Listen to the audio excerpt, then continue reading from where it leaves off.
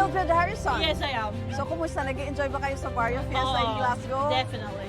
Ma'am, kumusta? Ano ay yung work nyo rito sa Scotland? I work with a company, it's a mortgage broker company. My job is to liaise with the solicitors, the client, to make sure there will be a completion date for their mortgage. Stressful ba siya? Is there any challenge? Oh, definitely there is, because every case is different. So there are straightforward ones that can complete in a week's time. There's also a stressful one that can take months to complete. Excited ako, Ma'am Mildred, kasi nabalitaan ko lahat ng produkto namin from Capsule Coffee and Tea. You have tried it for so many years, Yes, I right? do. Bakit MX3? Wherever you go, if you meet Filipino, they always say mangosteen is good for you. Yes. So why not take MX3? It's mangosteen product. And then I just feel, I don't know why, I feel happy if I take MX3. Woman's problem. I always say that, look, I've got MX3 tea here. I can give it to you. There's no like specific reason, but I do like MX3. Even if I'm in the Philippines, the first thing I do is go to a shop. Okay, I'm getting MX3. MX3, dito ako bilhin.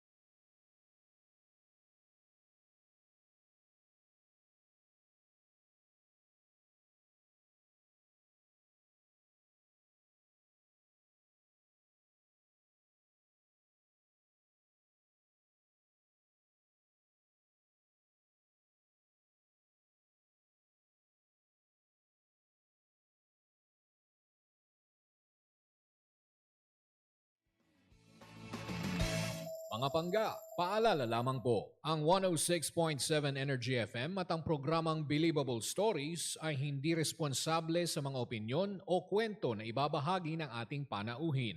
Ang mga ito ay personal na pananaw at karanasan ng panauhin at hindi sumasalamin sa paninindigan ng estasyon o ng programa. Believable Story, mga kwento Naranasan kong ma-discriminate ang sarili kong pamilya. Ang hirap, no? Kasi lumaban ka naman ng patas pero iba yung tingin nila sa'yo kasi PWD ka. Buhay, Hindi madali na malayo sa pamilya. Pero sa ikagiginhawa ng buhay nila, tinatagan ko yung loob ko. Pinangako ko sa sarili ko, anumang unosong dumating, ilalaban ko yung pangarap ko. at tagumpay. Bawat pait na dumaan, lahat yun, hindi ko na nararamdaman.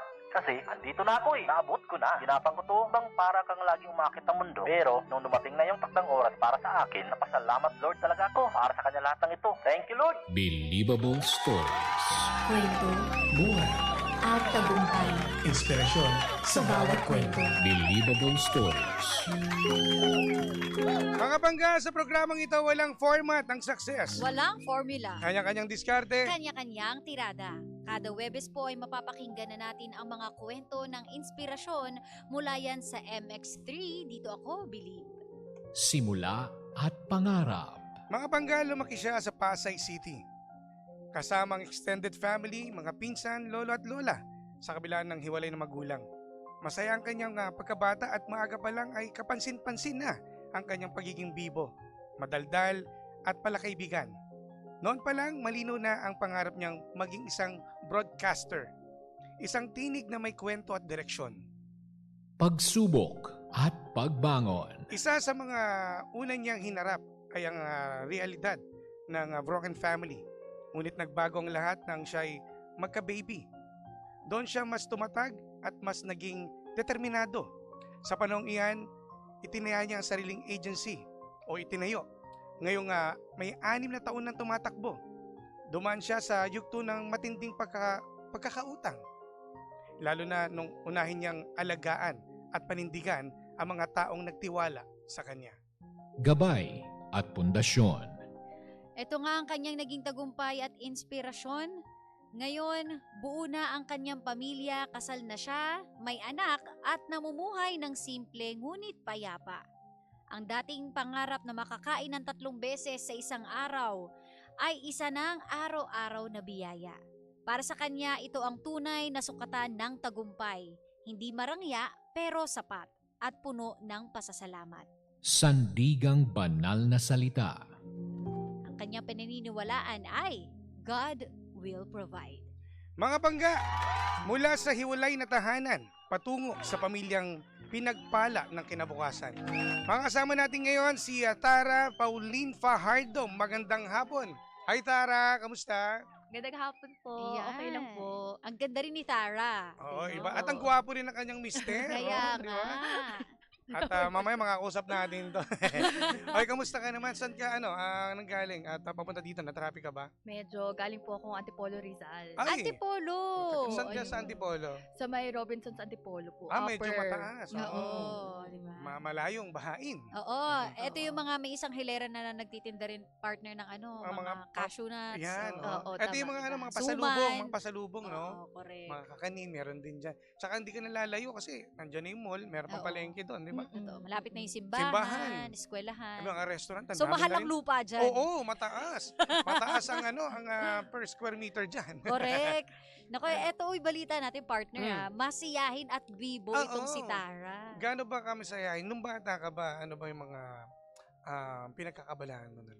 Marami. Kasi yung family ko kasi parang barangay captain ganun, mga Mm. kagawad. So kapag meron kaming mga fiesta, sumasayaw ako ng mga pang sex bomb dance, ganyan. Ah, Pinalaki rin pala ng sex bomb Yes. dancers. Oo, Okay, oo, okay. so sumasayaw ako. Bibo Mm. talaga ako. Tapos kapag sa school, lagi ako nagre-recite. Mhm. Ganyan. So part din ako ng mga club. Mm. So lahat sinalihan ko. Dance club, pep Talaga? squad, o hip-hop, yung mga folk dance. Oo. Yun. So gusto-gusto ko talaga lagi nagpa-perform. Paano ka nahilig sa mga ganyan? May pinagayahan ka ba? Or nasa family niyo na talaga ang mahilig sumayaw? Siguro papansin lang talaga. Kasi yung trend, kasi sa mga napapanood natin, gano'n naman talaga mga kabataan nun. Gagayahin natin, di ba? Tsaka may mga bata talaga ganun, yung tipong palakpakan mo lang, iindak ka agad, Oo. di ba? Sabi nga Andyan na ng si nanay Mayor! ko. Oo, ayan. Sabi ng nanay ko kapag daw may mga birthday ang mga bata, Mm. pupunta daw talaga ako sa gitna para sumayaw. Tapos Mm. kapag yung may mga games, Sasali ka oo, sa Sasali. talagang pinipresent ako yung sarili ko. Oo. Oh, di ba? Hindi, Bibong kid hindi talaga siya. mahiyain talaga. Oo. Teka, ano ba nga trabaho ng parents mo noon? Yung nanay ko dati, nag-Japan siya. So, nag-OFW siya. Tapos, ang daddy ko, company driver. So, kamusta naman ang buhay niyo noon? Okay naman. Siyempre, nakikitira kami. Ganyan, kailangan namin makisama. Just extended relatives, di ba? Tapos, yung daddy ko, wala naman lagi sa bahay kasi lagi siya nagda-drive, di ba? As ang mami ko, nagsistay abroad? siya sa bahay. Oo, pero nung umuwi siya, syempre, nandun na lang siya sa bahay, nag-aalaga. Pero minsan, syempre, may mga racket siya, ganyan. Minsan, then wala siya. So, naiiwan naman kami sa mga yaya namin. So, mas kadalasan, partner, mas naging close ka sa lolo't lola mo. Nakasama mo na palagi. Pero DJ, marami kasi kami magpipinsan na nakatira dun sa bahay. Kaya siguro nagpapapansin ako lagi kasi marami kami. So maraming inaalagaan din yung lola't lola ko bukod sa akin. So parang minsan I'm on my own din. Ayun lang, medyo mahirap sa ganong sitwasyon, partner, no? Na syempre nga malayo si daddy mo. Oo, like nakikita ko siya siguro pag uuwi lang siya. Pero syempre, noon naman, hindi naman katulad ngayon na pwede na mag-online work. Oo, may mga social media na. Pero ang hirap nun imaginein mo. Kung hindi mo na madalas nakita yung father mo, ikaw ba, nainggit ka ba sa mga kaibigan mo doon na, ay, kompleto yung family nila, pag lumalabas, pupunta sa mall, o pupunta sa mga okasyon, kompleto? Oo, kasi kapag nag-aano kami, pupunta kami sa mga birthdays, minsan nga wala pa sila pag family day. Oo. Or minsan isa lang. Kasi 'di ba grade 3 kasi ako no nung naghiwalay sila. So syempre pag grade 4 hanggang high school ka, hindi naman nawawala ang family day. So dahil magkaaway sila, parang isa lang ang uma-attend talaga. Graduation. Oo, iba, isa pa yun. isa lang or hindi kami kumakain together kasi nga magkaaway sila. So during that time, medyo nagkakalabo na yung parents mo? Oo, grade 3 naghiwalay na talaga. Ano to, in-explain ba sa'yo? Ilang taon ka nun that time? Grade 3? Ilan ba ang taon ng grade 3? So, mga- 10? Ganyan. So, 9, 8, ganyan. Oo, pero may oo. natatandaan dyan na pinapaliwanag na o in-explain na ng parents mo sa inyo na ito, co-parenting, Oo, di ba? ito Ganun na naman. sitwasyon Parang namin wala ng pang mami at daddy mo. co-parenting nun. Oo. Parang Hindi pa wala uso. Oo, nga, no, wala pa, no? Wala pa. Parang Oo. ang ano lang nun, parang ang explanation, maghihiwalay sila kasi hindi na sila okay. As a kid, parang ganun lang yung explanation, very vague. So parang ang laki ng impact nun sa isang anak na pag ganun lang yung explanation nila. Correct. Never ka bang nagrebelde, kumbaga hindi ka nagseryoso sa pag-aral mo kasi syempre ang hirap eh. Actually, hindi naman ako dumating sa point na yun kasi may mga kaibigan naman din ako. I think napasama ako sa mga right na tropa. Ayun. Yun, oo. Pero at some point, syempre, parang pag nagagalit ako sa tatay ko or sa nanay ko, pala sagot ako. Kasi hindi ko nga maintindihan kung bakit ganun, bakit yung iba magkasama, bakit ako ganun, 'di ba? So yun yung mga Sino yung naging takbuhan mo kung wala yung mama at papa mo? Actually, so number 1 is yung mga tiyahin ko. Kinakausap ko sila. Pero hindi rin naman sila, di ba ngayon uso na yung mga therapist? And another one, I'm so lucky kasi yung mga teacher ko, very hands-on sa akin. And yung guidance noon, talagang lagi kong tinatakbuhan. Kasi, syempre, medyo bias kapag tumakbo ko sa nanay ko. Syempre, galit siya sa tatay ko. Pag sa tatay ko naman, galit siya sa nanay ko. So, parang walang neutral na advice. Buti may ilakas ka ng loob na i-open mo yung family problem niyo sa teacher kasi minsan hindi ang mga kabataan, 'di ba? Kinikim-kim na kinikim-kim lang. or mas maganda kinakausap yung lolo't lola kung sino kasama sa bahay. Oo, I'm just thankful na oversharer ako. Bukod sa bibo ako, Oo. oversharer ako. So kapag may nararamdaman ako, mabigat yung pakiramdam ko, kahit walang nagtatanong, sinasabi ko or sinusulat ko. Ano pangarap mo ng bata ka? Pangarap Ano ko. gusto mong maging? Gusto ko maging broadcaster. Talaga? Oo, kasi yung Anong communication. paano mo to naisip o paano dumating sa punto na gusto mong broadcaster? Ang layo eh. Oo, Nagsasayaw ka, bibo eh. Tapos, well, doon Pwede sa rin pa madaldal. entertainment. Oo, no? pwede rin. Pero pang seryoso yung broadcaster. Oo eh. Paano ka na may nag-ano ba sa'yo? Actually, Nag-advise? Or? kasi parang nung bata ako, 'di ba, madaldal na ako. Sabi ko nga oversharer ako. So sabi ko, bakit hindi ko i-monetize yung ganung talent? So, gusto ko maging broadcaster, kaya nga nag-communication arts ako eh. So, yun talaga yung dream ko before. Dahil, di ba gusto mo maging broadcaster, anong basihan mo para doon ka mapunta? Actually, ang babaw nga eh. Dahil lang madaldal ako. Doon. Oo, mababaw lang siya. Parang partner, yung mga kaklase natin noon sa school, ganyan din, di ba? Oo. O, basta walang math, gusto ko lang Ayan, magdaldal, oo. ganyan. Or Correct, yung iba correct. naman partner, music lover. Mahilig Oo. talaga sa mga music talaga. Gusto maging banda. Kumbaga mahilig talaga makinig ng mga tugtugan. Oo, Ganun. ganyan. Tama. So, eto nung papunta naman ng high school life mo, kamusta naman? Syempre, ito na yung transition. Teenager ka na. So, meron akong emo na era. Ayan mga na, Ganyan. oo. Naging-emo na ako. Oo. Tapos, parang hinahanap ko na yung sarili ko. Ganyan. At the end of the day, syempre, kailangan pa rin ng guidance as a teenager kasi doon na yung may mga crush ka na. Yes. Totoo yan, oo. Hindi mo na maintindihan kung love ba yun, di ba? Oo. Parang pag infatuated ka. Mm-mm. So, wala akong matatakbuhan. So, ang pinapakinggan ko lang na mga advices ay mga friends ko lang. Anong experience nila? Same age kayo eh. So ang hirap din na kumuha ng advice doon. Mm-mm. Hindi ka ba nag-open up sa mga lolo't lola mo na Ay, parang pag nag-open up ako sa palo, no? malandi agad. Oo. Kirengkeng ang Ayan. term. Alam mo Oo. yung mga lolo't lola natin talagang uunahin Oo. nila yan eh. Oo, Siyempre, oo, ang nasa ano nila is makatapos ka ng pag-aaral. Yun talaga ang pinaka-importante. Parang before nung high school ako, mortal sin ang mabuntis ng maaga. Yeah. Totoo naman, oo. totoo Mortal naman. sin talaga siya. So parang pag may crush ka, may boyfriend ka, automatic mabubuntis ka na. Tsaka iba yung imahe kagad sa mga tao na pag ganyan, no? Mm-mm. Pero ang family mo ba, gaano ba ka-religyoso sila? Ang lolo't lola mo, paano ba sila magpalaki sa'yo? I think sobrang religyoso kasi Mm. meron nga kaming grotto sa bahay. So may oras ka, dapat makauwi ka ng alas 6 ng gabi o May bago. angelus, ano? Hindi naman, pero like May ganun eh. pabasa levels, Ah, ah. ganyan, Santa Cruzan. Mm-mm. So, yung mga, lahat meron kaming ganun. So, religyoso naman siya. Pero, it's not something na parang every 6 p.m. magro-rosary kami. Hindi Mm-mm. naman ganun. Pero, very religious talaga. Ikaw, during that time, syempre, gaya ng sabi mo, wala ka nalalapitan. Ikaw ba, I have my faith. may ano ka ba? oo. Meron ka bang panalangin noon na hanggang ngayon dala-dala mo pa rin? Actually, ang panalangin ko lang nun, coming from a broken family, is mabuo yung family. Which, nangyari naman. So, I think, binigay ni Lord. So, actually, yun lang talaga. Sobrang babaw. Pero, like, yung iba, diba? Gusto ko maging mayaman. Mm. Gusto ko Oo. maging milyonaryo. Totoo. Gusto ko ng ganito. Puro gusto- hiling. Oo, puro lang Oo. material. Mm-mm. Pero sa akin, like, top of mind ang prayer ko lang is buo ang family. Anong pinakamatinding pinagdaanan mo na parang, siguro, high school to college na, no? Yung hindi mo makalimutan, yung parang, Pabitaw ka na, pabitaw ka na, ganun. susuko ka na, kasi wala kang Oo. matatakbuhan eh. Teka, Ito paiba-iba na eh. parang iiyak na ata ako dito. Actually, nung pag-graduate kasi ako ng college ako, na-stroke yung dad ko. Tapos wala ko pang bayad ng tuition. So parang yun, nung parang ako, iniisip ko, saan ako kukuha? Buti na lang tinulungan ako ng mga tiyahin ko, mga tito ko, yun. Tapos, parang hindi ko na alam nun. So, nung time na yun, nagka-boyfriend ako na parang sineryoso ko. Kasi nung all throughout, high school hanggang Ang college, puppy love, ganyan. crush lang. Pero syempre, dahil wala na yung, hindi naman wala, pero like, may sakit na yung tatay ko, hindi ko alam kung saan ako, kasi financially, siya talaga yung nagsusupport sa akin. Ang mama ko naman, back and forth siya sa Korea. So, hindi mo rin alam kung, tapos nagka-cancer pa siya.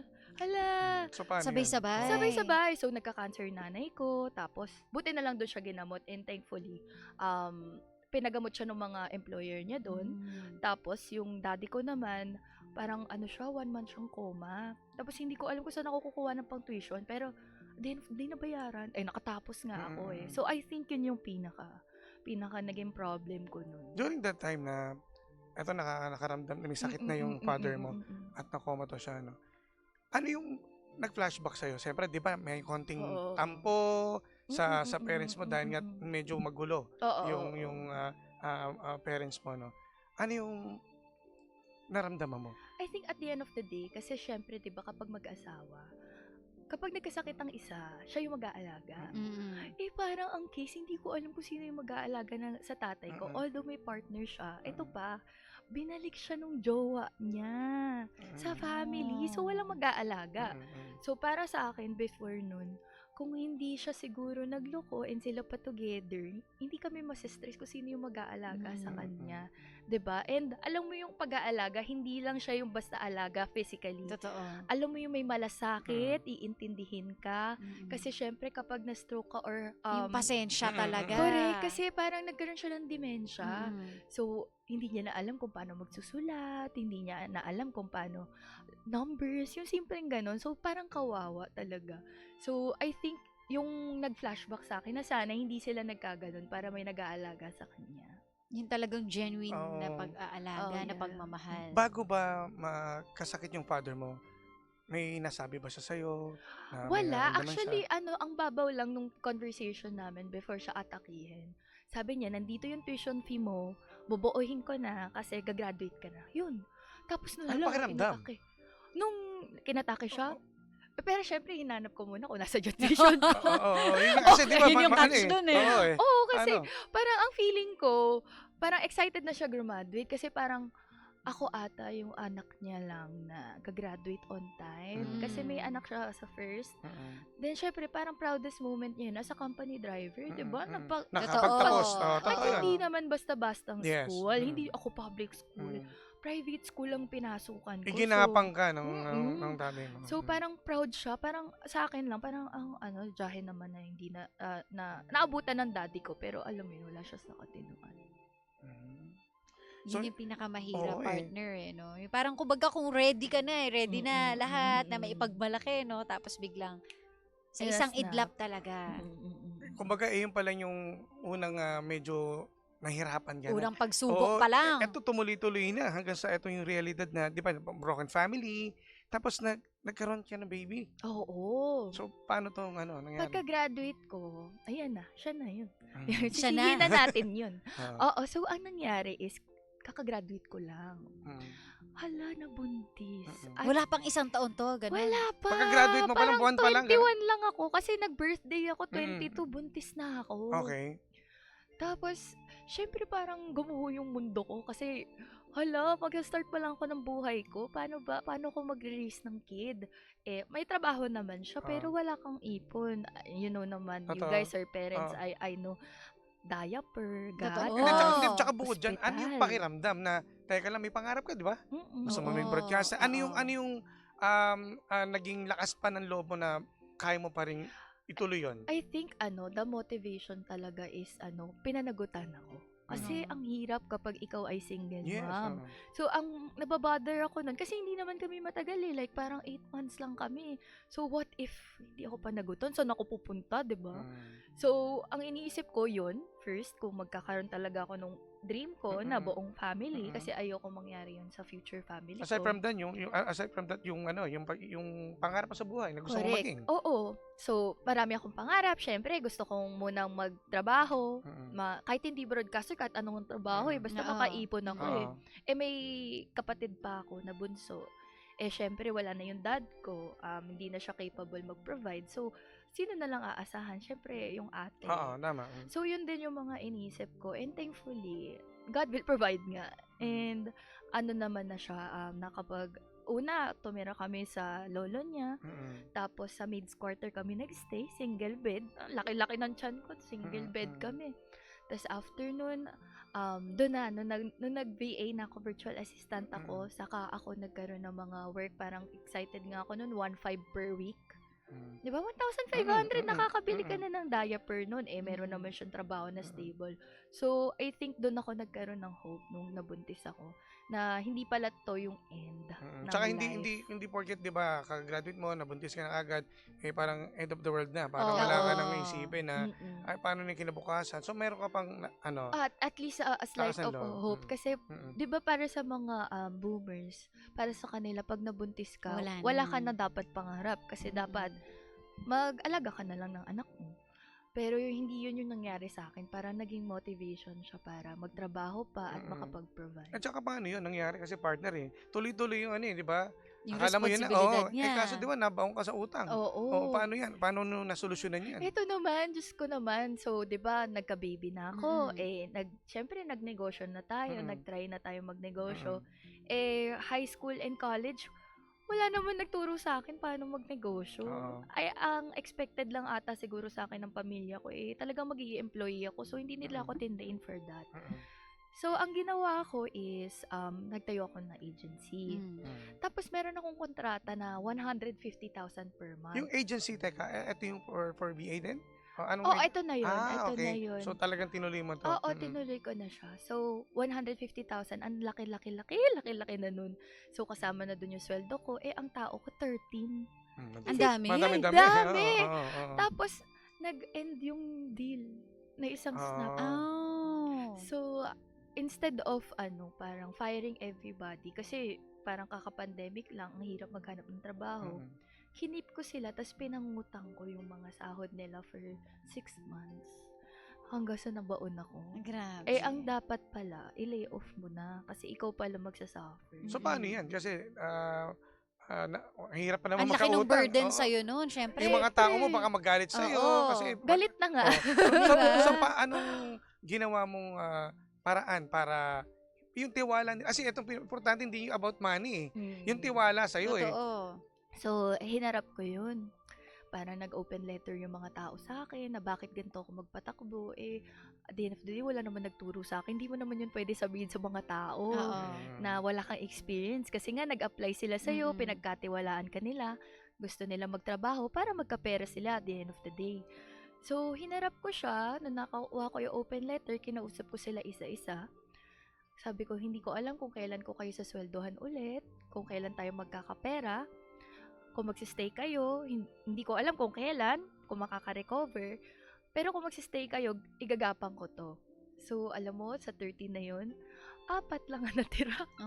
Oo. So, shout out kay Aaron Marvin Earl. Sige, na meron pa solid rin, kayo. na meron pa rin talagang taong Tiwala. nagtiwala. Oo, solid sila, nagstay sila sa amin. Tapos, alam mo yung mga taong yun, hanggang ngayon nasa amin pa rin sila. Wow. Kung yung 4 na yun na natira, di ba, nagtiwala sa'yo, never ka bang alangan na tuloy ko pa ba? O, Actually, marami. anytime, pwede ko nang to, itapusin para hindi na ako, kumbaga, problema. Actually, parang nandun na ako sa point na what if bumalik na lang ako sa 9 to 5? Kasi kaya ko naman mag-apply ulit. Pero dahil nga may naniwala sa akin, at least 3, edi tuloy ko na. Might as well, willing to suffer with me naman. So, binalik ko naman yun sa kanila. Nagka 14th month pay kami. Nung nagka-pera kami, nag-increase agad kami. Tapos, as in, binalik ko talaga yun. Tapos, nung Christmas party namin, nung last time, namigay kami ng washing machine. Tapos, Noche Buena with spam. Yung mga simpleng bagay na yun, tsaka lagi ko silang kinakausap and thankful talaga ako na nagstay sila. Tulungan talaga, partner, no? Ito naman, ano na yung difference ng prayer mo ngayon sa naging prayer mo dati? Dati, ang prayer ko is pang sarili ko na lang. Like, sana ganito. Like, material bata kasi. Pero ngayon, sana included na yung family ng asawa ko. Na sana healthy, na sana masaya ang lahat. And extended na siya, hindi na lang siya para sa akin. Na sana yung mga empleyado ko makakain sila 3 times a day with the salary that I'm giving them. Yun, tapos sana, kasi tinutry ko rin mag-content creator, sana yung experience na to magamit ko as format para, alam mo yun, as a mom, nakahaya. So, sa single mom man, or sa breadwinner naman, so kahit sinong, nagtatry na, kung ako nakaya ko, sana kayo rin na, parang it's a living testament na makaya nila yun. Sa lahat ng mga nangyari sa buhay mo simula pagkabata hanggang ngayon, ang dami, yung story mo parang pwede na ipelikula Ano yung natutunan mo? Anong lesson dito sa story ng buhay mo? Ako bukod sa God will provide, I think, sumugal sa tao. Susugal ka talaga sa tao na kahit alam mo yun, parang medyo skeptic ka sa isang tao, like first impression, ganyan. Talagang meron na tutulong sa'yo na genuine. Alam mo, minsan yung tutulong pa sa'yo yung unexpected. Na meron palang naniniwala, no, sa mga pinaggagawa mo sa buhay. And it takes just one support for you to grow, really. So, naiyak na siya. Ibang-iba na si Tara, no, partner. No? Imagine mo from yung childhood niyan, medyo Para naiyak si taglit-taglit siya. Kumbaga parang walang galit sa magulang kasi nga nagkatampon, hiwalay. Anong ngayon siguro yung father mo tuwan-tuwa siya, no, sa Yes. mga sa achievements mo, no. Mm-mm. Anong mensahe mo sa kanya ngayon na kaya mo, imagine mo na dati, 'di ba, broken family, ikaw, parang iniisip mo na saan ka tutungo, saan ka mapupunta. Yeah. Ako, I did my part naman as a daughter. So, yung, di ba, kunento ko, parang may dementia siya. Alam niyo, tumira siya sa akin. And sa akin pa nga siya namatay. Hala, sorry, Lord. I think with that, he's so proud of everything. Kasi I think ang expectation lang niya sa akin is magkaroon ako ng trabaho, mag-aasawa, yun lang. Pero it's more than that. Parang I'm touching lives pala, ganyan, with my platform. Then, alam nyo ba, kakagaling ko lang ng FEU kahapon, nagtuturo din ako ng mga bata. Wow. Which really, yung prayer niya, parang nahigitan pa nga. Na hindi ko rin in-expect na kaya ko palang gawin. So, I think he will be proud of where I am right now. How about your mom? Yung mom ko, na siya, nasa Novaliches siya, shout out kay Catherine Pelonia. Ang mom ko, forever supportive siya. Like, nung nagka-baby ako, inalagaan niya yung anak ko.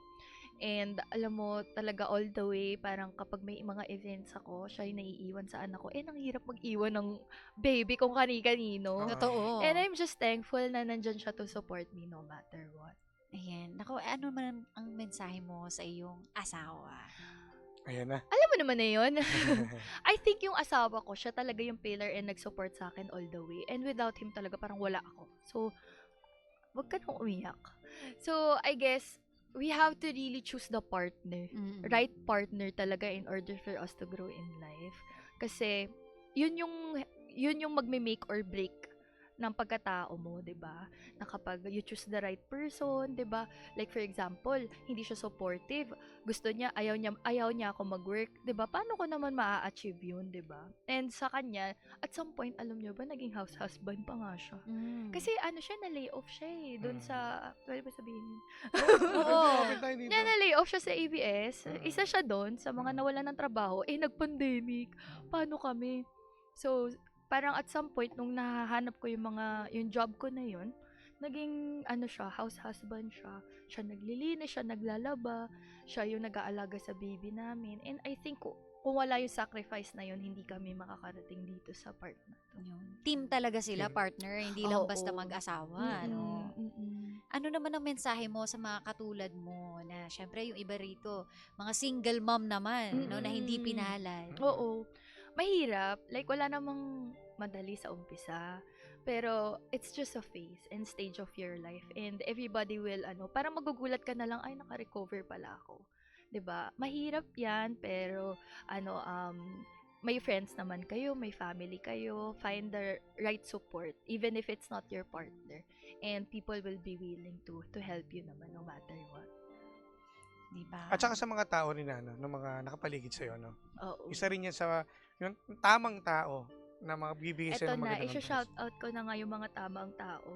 Ayan Wait yung mga lang. tamang tao. Kasi kailangan ko silang i-recognize here. Sige po, mamaya po. Pero dahil dyan, bago nyo sabihin, Yeah. may ibibigay po si DJ Sheena sa inyo. Ay, Yes! wow. Kasi, di ba, partner, marami tayo mga natatouch na buhay dito. Lalo na sa kwento mo. Mm-mm. Actually, yung friend ko, partner, na Ah. single mom, no? Ah. Nagko-comment Oy, siya. Dahil talaga? nakaka-inspire daw talaga ang iyong kwento. no? Salamat, Sarah. Yes, at dahil dyan, eto tanggapin mo ang paghanga at pagkilala kay Tara Pauline Fajardo para sa pagbabahagi ng iyong kwento ng sakripisyo at tagumpay sa programang Believable Stories na nagsilbing inspirasyon sa bawat pangga. Pinagkaloob ngayong January 29, 2026, ganap na alas 4 ng hapon sa ikatlong palapag ng E-Square Building, Barangay North Green Hills, San Juan, Metro Manila. Kasama ang aming mga puso at pasasalamat, DJ Jimbo and yours truly, DJ Sheena. Harap mo sa ito, Tara. Ang cute ng picture.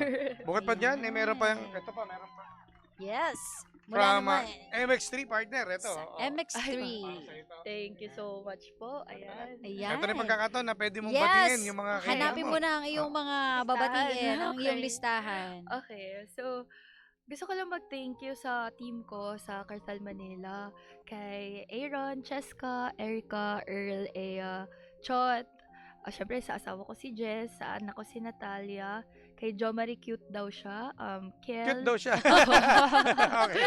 kay Kiel, kay Melanie, kay Marvin, kay Miko, kay Migs, kay Renz, kay Red, and kay Vince, and sa lahat na nanonood ngayon, thank you so much po for listening to me. At sa mga pangga natin na nakikinig din sa radyo, ha? Yes. At maraming salamat, Tara, sa iyong pagbibigay. Nakaka-enjoy Oo. makinig, Oo. Para lang siyang, nagkukwento sa, dito, Parang tropa-tropa lang tayo. Oo, partner. At saka, pero yung buhay niya, yung talagang pinagdaanan niya, hindi biro talaga yun. Yes. Lalo na pag ikaw ay nawalay sa parents mo, lalo na broken family, no? Totoo. So, maraming salamat sa iyong pag-share po ng iyong inspirasyon na storya talaga ng lahat ng mga pag-arte for sure naiyak at yung iba Yes. naman lumakas ang loob.